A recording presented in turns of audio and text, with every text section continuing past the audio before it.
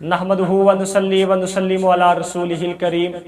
اما بعد اعوذ باللہ من الشیطان الرجیم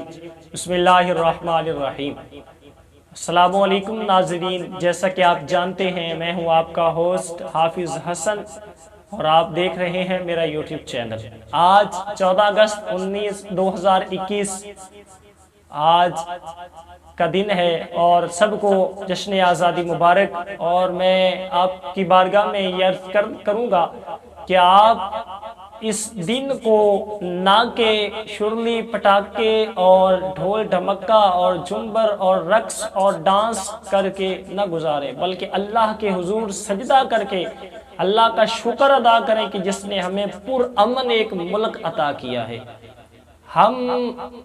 اس وقت جب ہم ایک غیر مسلموں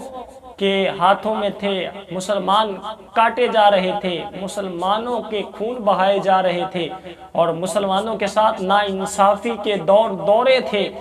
اس وقت اللہ رب العالمین نے ہمیں ایک خوبصورت تحفہ عطا کیا ہے اور وہ تحفہ پاکستان کی شکل میں عطا کیا ہے۔ 14 اگست 1947 کے اندر جب پاکستان آزاد ہوا،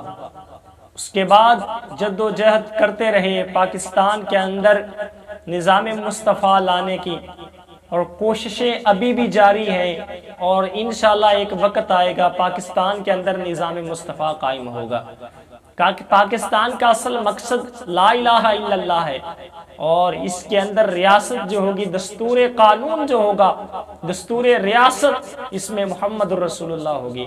تو انشاءاللہ ایک وقت آئے گا کہ نظام مصطفیٰ تخت پہ ہوگا، تو میں ان سے گزارش کروں گا 14 اگست کے حوالے سے کہ ڈھول ڈھمکا نہ کریں، شور شرابہ نہ کریں، محرم الحرام کا مہینہ ہے، تقدس کریں، امام علی مقام امام حسین علیہ السلام کی بارگاہ میں شکر، ان کا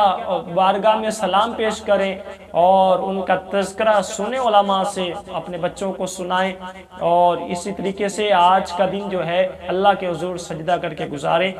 امید کرتا ہوں کہ آپ سب کو میری یہ ٹوٹے پھوٹے الفاظ